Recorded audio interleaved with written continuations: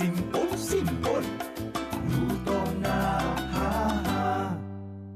Minsan, mahal kumain sa restaurant, kaya gagawin natin dito ay restaurant quality sweet and sour pork. Gamit natin ay pork Kasim, galing sa Fresh Options. Imamarinate natin siya ng soy sauce, konting garlic, at black pepper. Minsan, pag gumagawa tayo ng sweet and sour pork, hindi tayo sigurado kung malambot yung karne. Kaya ang sekreto ng mga Chinese restaurants ay lalagyan ng konting baking soda as a tenderizer. Kaya napapansin nyo minsan, may slight bitterness ang meat nila. Pero yun din minsan na hinahanap natin pag kumakain tayo ng sweet and sour pork. Lalagay natin yung baking soda.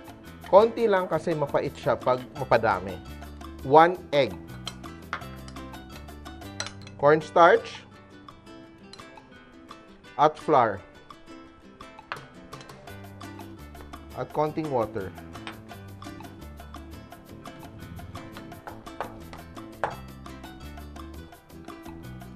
After marinating for at least 10 minutes, or better yet, overnight, magpiprito na tayo. At importante na tama yung temperature ng oil natin.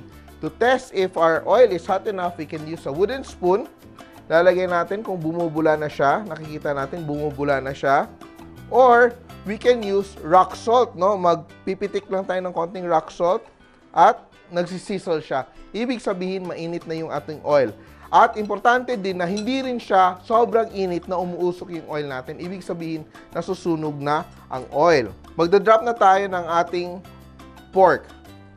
Yan. Isa-isa, siguraduhin natin na hindi siya magdikit-dikit.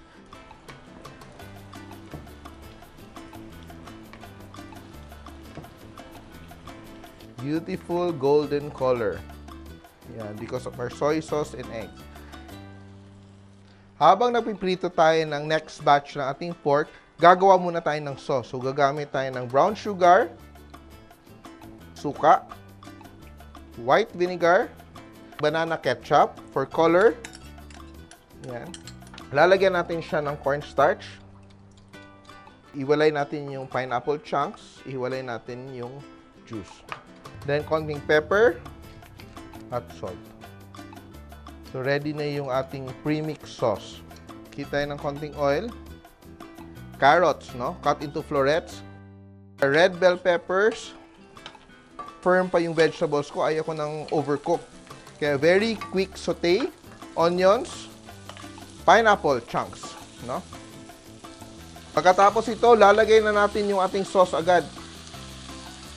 Pinapalapot ko talaga ng todo yung sauce natin. Kasi pag masyado siyang watery, madali siyang i-absorb ng pork at madaling mawala yung crispness niya. Yan. Ngayon, nakikita natin sobrang ganda ng ating fried pork. But before mixing it with our sauce, i-deep fry natin siya sa mas mataas na temperature. So ngayon, quick fry lang siya, no? Yeah. Nakikita, sizzle?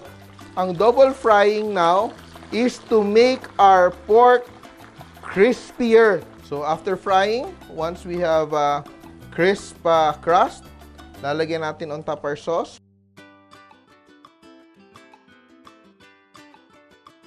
So, ito-toast lang natin siya sa sauce. And it's done, no? Ito yung ating sweet and sour pork na perfectly balanced and very easy to do.